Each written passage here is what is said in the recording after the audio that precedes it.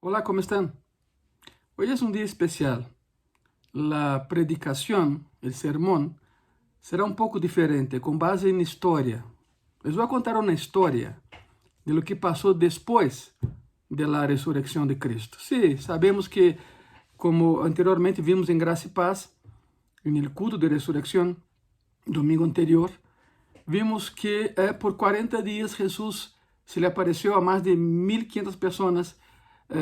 Por 40 días, 1.500 personas en 10 lugares diferentes, en situaciones diferentes, tanto a personas solas como personas acompañadas de otros amigos.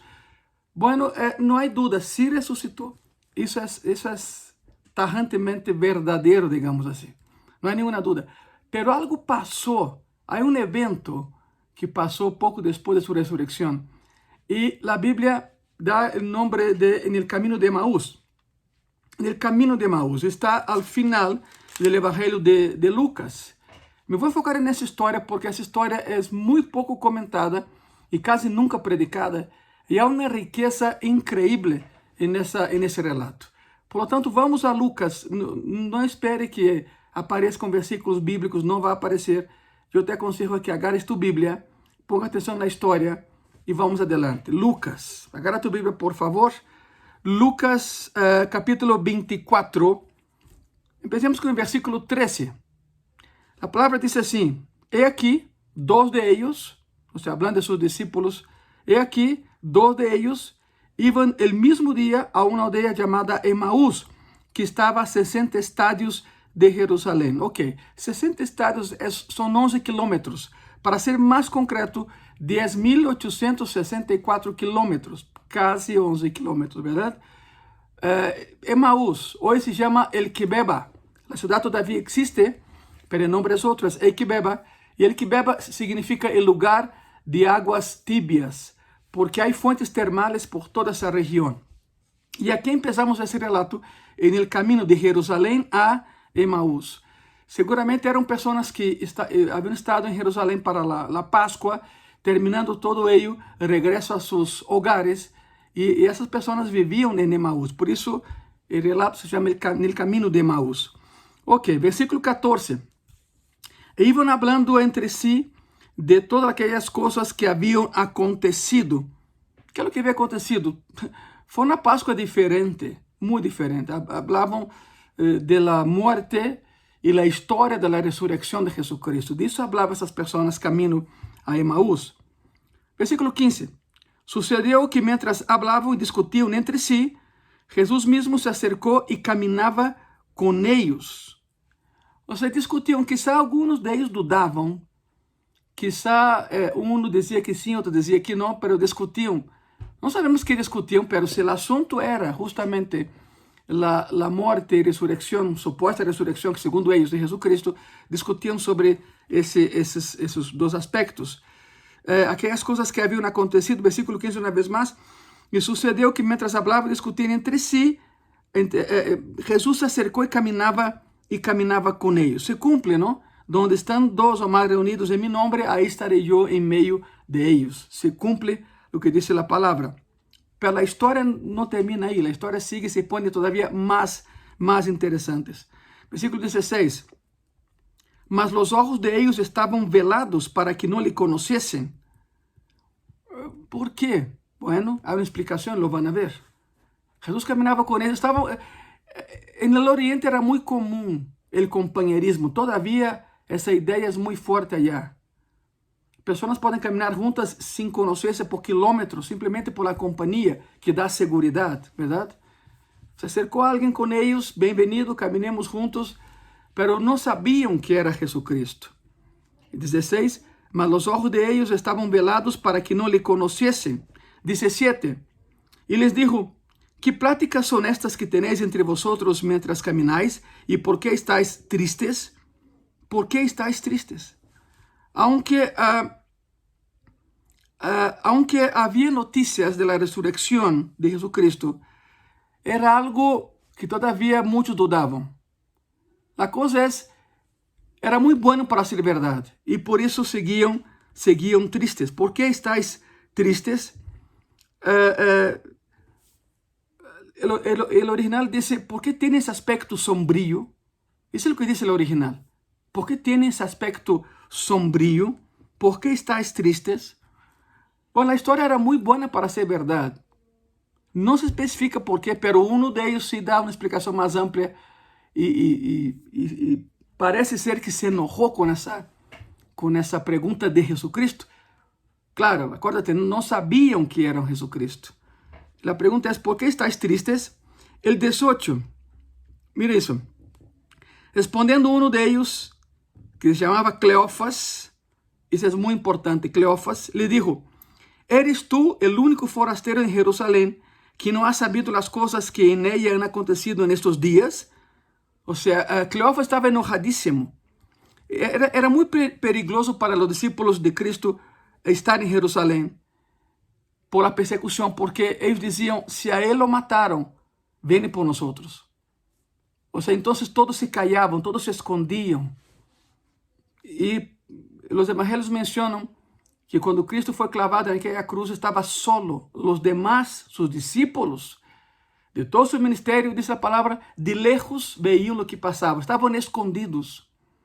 No querían nada ya con Cristo. Pensando, era uno más. Si fuera Dios, no terminaría como terminó, segundo ellos, ¿verdad? Porque nunca entendieron el propósito de la cruz. Nunca entendieron por qué Cristo tenía que ir a la cruz. Y después sí, después que lo habían resucitado, pero en ese momento lo abandonaron. Lo abandonaron. Y por eso era muy peligroso decir soy discípulo de Cristo, porque si al líder lo mataron, viene por nosotros. Pero a Cleofas no le importó. Cleofas enojadísimo, muy enojado, está dispuesto a predicar. Ahora, ¿quién era Cleofas? Lo más sorprendente es que Cleofas aparece antes en la Biblia, específicamente en Juan 19, 25. Cleofas era esposo de María, no la mamá de Cristo, sino la hermana de la mamá de Cristo. Significa que Cleofas era tío de Jesucristo. Era su tío. En la carne, digo. En la carne era su tío. Cleofas aparece anteriormente y es la idea que era un nombre muy raro, porque era un nombre griego en un ambiente judío. No era concebible, ¿verdad? Solo Felipe, un discípulo de Cristo, tenía nombre griego en un ambiente judío. Felipe, Philos Hippos, el que ama los caballos. Quizás su papá tenía un hipódromo, un aras, yo no sé. Pero el nombre de Felipe es griego, así como Cleofas. Por eso es tan raro encontrar a alguien así en la Biblia y aparece 2 veces. Antes, él lo menciona como esposo de María, hermana de la mamá del Señor, o sea, su tía. Entonces Cleofas era tío en la carne de Jesucristo. Ok, regresemos aquí al 17 para que agarremos la línea, ¿no? Y les digo, ¿qué prácticas son estas que tenéis entre vosotros mientras camináis? ¿Y por qué estáis tristes? O sea, ¿por qué tiene aspecto sombrío? Y 18 otra vez, respondiendo uno de ellos, que se llamaba Cleofas, le dijo, ¿eres tú el único forastero en Jerusalén que no has sabido las cosas que en ella han acontecido en estos días? ¿Por qué forastero? Porque habían salido de Jerusalén. Los forasteros iban a sus casas terminando la Pascua. Por eso, si vieras a alguien en la carretera, en el camino, saliendo de Jerusalén, era un forastero, no vivía en Jerusalén. Y por eso Cleofas le atina, ¿no? Porque dice, o sea, tú eres forastero, tú no vives allá, pero estuviste allá al menos una semana para la Pascua judía y no sabes lo que sucedió en Jerusalén. 19. Entonces les dijo, ¿qué cosas? Algunos dicen, ¿será incoherencia? No, no es incoherencia. ¿Qué cosas? Quería saber a ver si sabe lo que están hablando, ¿no? Y él les dijo, de Jesús Nazareno, que fue varón profeta, poderoso en obra y en palabra, delante de Dios y de todo el pueblo. Cleofas empieza a dar un resumen de la vida de Cristo. De versículo 19 al 24, Cleofas da un resumen de la vida del Señor Jesucristo. Lo mismo hizo Esteban antes de morir, da un resumen de la Biblia, del Antiguo Testamento, hasta sus días. Cleofas, claro, no iba a morir, pero se enoja tanto que empieza a predicar la palabra en el camino hacia Emaús, a ese extraño, a ese forastero. Ellos no saben, no podían saber si era un espía romano o un espía de los fariseos, porque había muchos espías en esa época, en esa zona, tanto romanos quanto fariseus. Pero a Cleofas não lhe importa. Él tiene el valor para predicar la palabra aún bajo peligro de persecución. Y es por eso que menciona, pero aquí lo interesante es el tiempo del verbo, ¿no? Y es correcto eso, de Jesús Nazareno, que fue varón perfecto, significa, lo mataron. Hasta Cleofas dudaba de la resurrección, que fue varón perfecto, poderoso en obra y en palabra delante de Dios y de todo el pueblo.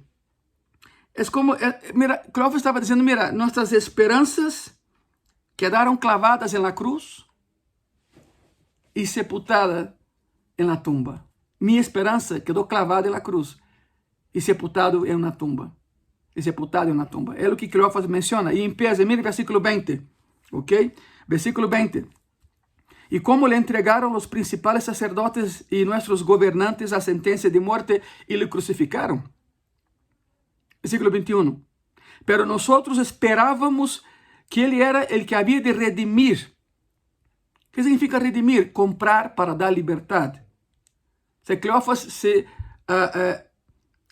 se mete al grupo y Cleofas entra a ese grupo. Esperábamos que Él fuera a redimir a Israel. Y como le entregaron los principales sacerdotes y nuestros gobernantes a sentencia de muerte y le crucificaron. Versículo 21. Pero nosotros esperábamos que Él era el que había de redimir a Israel. Y ahora, además de todo esto, hoy es ya el tercer día que esto ha acontecido. ¿Por qué menciono el tercer día? Porque en la cultura judía, ojo, es cultura judía, no es creencia cristiana, ¿ok? En la cultura judía, cuando alguien muere, el alma, el nefesh, queda 3 días ahí al lado del cuerpo. Y puede suceder, según la cultura judía, aclaro, puede suceder que el alma regrese al cuerpo antes de 3 días. Es por eso que cuando Cristo llega a Betania, su hermana Marta le dice, oye, apenas llegaste, Señor, ya son 4 días. Si hubiera llegado ayer, mi hermano todavía tendría oportunidad. Y por eso Cristo llega al 4º día y resucita a Lázaro al 4º día para probar que no es la cultura que da vida, es Él. Él es dador de vida. No es la cultura, tampoco es la religión, tampoco es tu iglesia, tampoco es tu pastor, tampoco es tu líder. No, el único capaz de hacer milagros tiene nombre y su nombre es Jesucristo. Por eso llega a Betania al 4º día, cuando culturalmente ya no había esperanza para Lázaro, y lo levanta al 4º día. Y es lo que menciona aquí Cleofas, ya son 3 días y no ha pasado nada, no ha regresado al cuerpo, su alma, ¿quién sabe dónde está? ¿Verdad? Versículo 22. Aunque también nos han asombrado unas mujeres de entre nosotros, o sea, discípulas como nosotros, de entre nosotros, las que antes del día fueron al sepulcro, y como no hallaron su cuerpo, vinieron diciendo que también habían visto visión de ángeles, quienes dijeron que Él vive. O sea, Cleofas guardaba esa esperanza. Mencionaba la tragedia, pero también hacía cargo de mencionar la alegría que quizás sea cierto. Ojalá y sea cierto. Quien diera fuera cierto, ¿verdad? Pero también o sea, murió, lo clavaron en la cruz, lo sepultaron en una tumba de Arimatea, que no era ni su tumba. Se acabó el sueño. Pero hay un grupo de mujeres que fue allá y dijo que el cuerpo no estaba. Nosotros no hemos visto nada, pero dijeron que el cuerpo no estaba. Fue en ese mismo día de la resurrección. Y contar historias que vieron a ángeles diciendo que no busquen entre los muertos al que vive. Esa es la esperanza que tenía Cleofas. Era su esperanza, ¿verdad? 24. Y fueron algunos de los nuestros al sepulcro y hallaron así como las mujeres habían dicho, pero a Él no le vieron. Significa no lo hemos visto. Si hubiera sido cierto, lo hubiéramos visto ya. O sea, sí, fueron las mujeres y el cuerpo no está. Después fueron algunos de nosotros. ¿Quiénes fueron? Sabemos, Pedro y Juan. Y regresaron diciendo que el cuerpo no está. Pero Cleofas dice, pero yo en lo particular, yo no lo he visto. Si fuera cierto la resurrección, ya lo veríamos otra vez. Y sí lo vieron. Pero Cleofas no quedó esperando en Jerusalén. Si hubiera esperado, hubiera visto en persona, pero lo vio. Y en ese camino a Emaús, el resucitado caminaba con él y ni cuenta se había dado, perdón. Y ni cuenta se había dado. ¿Sabe por qué? Porque las malas noticias tienen el poder de obviar el corazón humano. Creemos más en nuestra conciencia, en nuestra mente que en el corazón, y Dios habita el corazón y no la mente. Es más, Dios te habla a tu mente a través de tu corazón. Mientras sigues razonando aunque Deus te abra o coração, não vas a poder entendê-lo. Não vas a poder entendê-lo. Por isso, ele dijo, pero a ele não le hemos visto. A ele não lo vieron. Versículo 25. E aqui empieza a revolução. Versículo 25, estamos em Lucas 24. Camina, Emaús. 25, então ele les dijo, oh insensatos e tardos de coração para creer todo lo que os profetas han dicho. Esse é o 25. Agora o 26. Não era necessário que o Cristo padecera essas coisas e que entrara em sua glória? Jesus lhe disse, o sea, em sério, passaram 3 anos com ele e não creem em ele? Não sabiam que esse era seu propósito de vida? Para morir nasceu. E esse los dijo várias e várias ocasiões. Oh insensatos e tardos de coração para crer todo o que os profetas han dicho e han profetizado. Significa, o homem crê em lo que quer crer. Ponto. Um exemplo somos nós.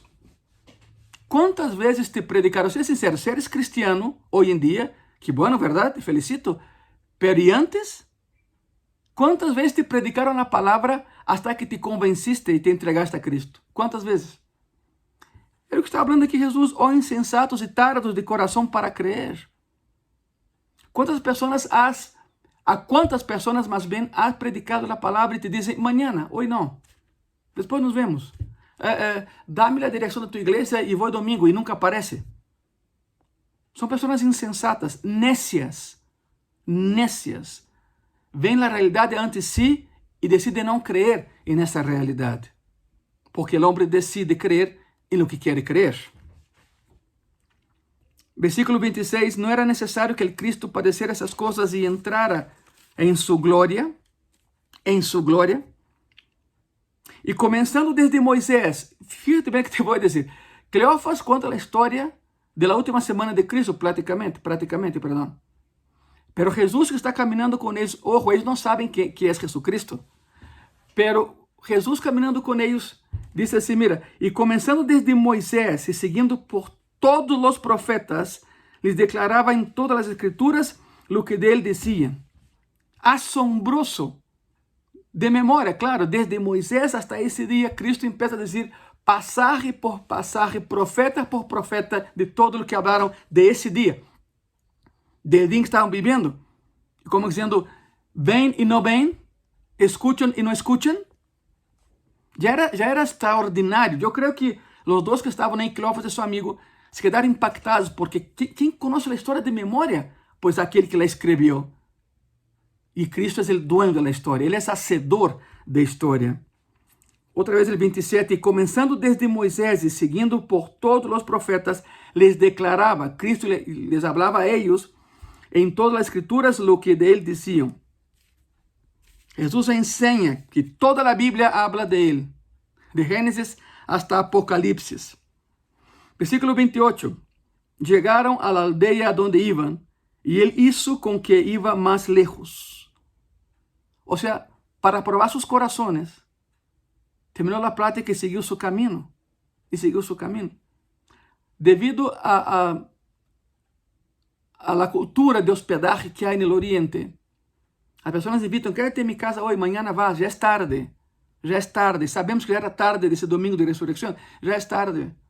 Quédate com nós aqui. Sim, foi a doutrina bíblica, não foi ao inferno, 3 dias morto e tudo isso, pero acuérdate que para o parâmetro divino, dia são 1000 anos, 1000 anos são dia. O tempo para ele é irrelevante. O tempo para Deus é irrelevante. Chegaram à aldeia onde iam e ele hizo que iba mais lejos de eles. Jesus não entra se não é invitado. Ojo com isso. Es que mi papá es cristiano, mi mamá también, entonces soy cristiano. No. La salvación es una decisión personal. Tú aceptas o la rechazas. La salvación ahí está. Pero es algo personal. La salvación es personal. No es porque tu papá o tu mamá son cristianos que tú también lo eres. No. Si nunca has hecho una oración aceptando a Jesús como tu Señor y Salvador personal, no eres cristiano. Aunque conozca la Biblia. Aunque vais a la iglesia a cada culto. Aunque participe em algum ministério de tua igreja, Si nunca has hecho la oración aceptando a Cristo en tu corazón, no eres cristiano. Punto. Y Él no entra si no es invitado. Por eso siguió su camino. Pasó de Emaús y seguía para ver a ver qué iban a hacer. Claro que Él sabía lo que iban a hacer. Él es Dios. Llegaron a la aldea donde iban y Él hizo con que iba más lejos, mas ellos le obligaron a quedarse diciendo, quédate con nosotros. Ahí va. Lo invitaron. Esa es la clave. Invita a Cristo a tu vida y verás que tu vida será transformada. Quédate con nosotros porque se hace tarde y el día ya ha declinado. Significa que ya empezaba a anochecer. Entró pues a quedarse con ellos. Jesús no entra si no es invitado a entrar. Ya se hace de noche, quédate con nosotros, por favor. Entró pues a quedarse con ellos. Versículo 30. Y aconteció que, estando sentado con ellos a la mesa, y aquí viene la bomba, diría yo. Tomó el pan y lo bendijo y lo partió y les dio. Mira lo que hizo. Tomó el pan, lo bendijo, lo partió y les dio. ¿A qué te suena eso? La Santa Cena, ¿verdad? La Santa Cena. El dueño de la casa era quien compartía y partía el pan, pero Cristo entra, se apodera del pan con la autoridad que tiene y reconocer, aquí hay algo, aquí está pasando algo. Versículo 30. Versículo 31. Entonces les fueron abiertos los ojos y le reconocieron, mas él se desapareció de su vista. ¿Qué fue lo que vieron? Exactamente lo que había hecho en la Santa Cena. Sí, claro, había 12 ahí nada más, pero la historia de lo que él hizo salió y se esparció entre sus discípulos. Tomó el pan, lo bendijo, lo partió y les dio. Eso no se hacía en la Pascua judía. No era así. No era así. Por eso cuando vieron lo que Cristo estaba haciendo, se miraron uno al otro diciendo, wow, el único que hace eso es Cristo. El único que había hecho algo así en una cena de Pascua judía era el Señor Jesucristo. Y se decían el uno al otro, ¿no ardían nuestros corazones en nosotros mientras nos hablaba en el camino y cuando nos abría las Escrituras? El partimiento del pan es parte, pero la bendición fue la clave para que entendiera quién era Él. Y otra vez, ¿qué hizo? Tomó el pan, lo bendijo, lo partió y les dio. ¿Cómo que lo bendijo? Exactamente, ese es mi cuerpo, que le doy a ustedes, partido por ustedes. La única persona capaz de decir eso es Cristo, el Mesías. Por eso cuando bendijo el pan, entendieron, es Él. No lo habíamos visto así, pero es Él. Y después que desapareció, entre ellos dijeron, y brincando, me imagino, ¿no? Brincando de alegría, es cierto, lo vimos. Resucitó, el Señor está vivo. Aleluya, el Señor resucitó entre ellos. Quizá, como hemos visto tantas ocasiones que estás con tu mejor amigo, con tu amigo y con alegría, pues se agarran de los hombros, se sacuden, se abrazan y brincan. Fue lo que sucedió aquí, fue exactamente eso. Les fueron abiertos los ojos y le reconocieron, mas él se desapareció de su vista. Entonces dijeron, por eso nuestro corazón brincaba mientras él hablaba, era él. Era Él, no hay duda. Cristo resucitó, el Señor resucitó, el Señor está vivo. Y entre ellos, acuérdate que había caído la noche, no era hora de salir a la calle, todos se guardaban, pero a ellos no les importó. Mira lo que sigue, mira cómo sigue la historia. 33, y levantándose en la misma hora, volvieron a Jerusalén y hallaron a los 12 reunidos y a los que estaban con ellos. O sea, era de noche, no les importó. Pablo, cuando aconseja a Timoteo, le dice, predica la palabra a tiempo y fuera de tiempo, porque los días son malos. Significa, no hay tiempo, no hay plazo para predicar la palabra. En cada momento, en cada situación, todos los días es tiempo de predicar que Jesús resucitó. Esa es la palabra. Por eso regresaron a Jerusalén. Casi 11 kilómetros en oscuridad. ¿Te imaginas lo que es eso? Nadie caminaba en la oscuridad en esa zona, porque habían ladrones, rateros, todo lo demás, que problemas, violencia, peligros. No les importó. Era tanta su alegría que decidieron en ese mismo momento regresar. Todo el camino que hicieron de ida, regresaron de regreso a Jerusalén. E encontraram a los dois, sabiam dónde ir. Alguns teólogos dizem que foi a casa de Marcos, por as provas que há de que Marcos era o único que tinha uma casa em Jerusalém. De eles era Marcos, uma casa ampla e grande, e aí estava o aposento alto. Porque sabia dónde ir, e regressaram a la casa onde estavam reunidos, e a los que estavam com eles, que diziam: ha resucitado o Senhor verdadeiramente, e ha aparecido a Simón. Ou seja, alguém dijo, já se apresentou a Pedro. Já se apresentou a Pedro. 1 Coríntios 15, versículo 5 menciona isso. Já eram muitas provas de que sim, não era uma fábula, era real, havia ressuscitado. Então eles contavam as coisas que lhes haviam acontecido no caminho e como lhe haviam reconhecido al partir el pan. Foi a bendição. Esse é meu corpo que é partido por vosotros. Tomad e bebed, e el vino.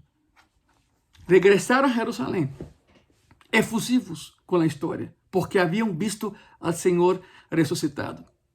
E quando chegam allá e tocam na porta, havia muito medo, pero abrem e veem quem são os dois, los deixam entrar, e essa alegria é contagiosa, se contagia todo o ambiente com alegria. Que creem? Nos sentamos à mesa com o Senhor, lo vimos, Ele falou com nós, Ele vive. Alguém disse, é certo, porque as mulheres lo viram, e sabe que? E Pedro também, então sim, é certo. E depois disso, irmão e irmã, amigo e amiga, não só eles, mais de 1.500 pessoas lo viram ressuscitado por 40 dias em 10 lugares diferentes em Jerusalém e no Mar de Galileia. Se apareceu, se apresentou vivo ante uma sola pessoa e ante multitudes. Cristo ressuscitou. Isso é o que vem depois da ressurreição. Não te gozas por ello? Não te alegras por ello? Cristo havia prometido, e eu estarei com vosotros hasta el fim. Todavía não chega o fim. A cruz não foi o fim, a cruz foi o meio para seguir a história. Glorioso, não? Maravilhoso saber que nosso Deus, lo que promete, cumple. Cerrem seus olhos, porque não oramos. Senhor Jesus, mais que orar, queremos agradecer. Essa ação de graça, Senhor. Graças por a cruz. Sem a cruz não estaríamos aqui. Graças por haver nascido, Senhor. Porque não haveria morte sem nascimento. E não haveria ressurreição sem morte. Por isso confiamos em Ti, Senhor, porque nos has prometido acompanhar-nos e estar conosco até o final. E algumas pessoas pensaram que a cruz se interpuso no meio, Senhor, de Tu plano e se havia acabado todo, pero não, a cruz foi o meio. Foi a maneira, Senhor, de pagar o preço por todos nós. Por lo tanto, hoje, não vamos a pedir nada, Senhor, vamos agradecer. Gracias, Jesus, por la cruz. Amém e amém. Gózate, tu Salvador vive. Les comento, domingo, em Graça e Paz, próximo domingo, reactivamos Ministério Infantil. Trae tu hijo, trae tu hija. Tenemos 2 reuniones el domingo, a la primera a las 11 de la mañana, la segunda a la 1 de la tarde.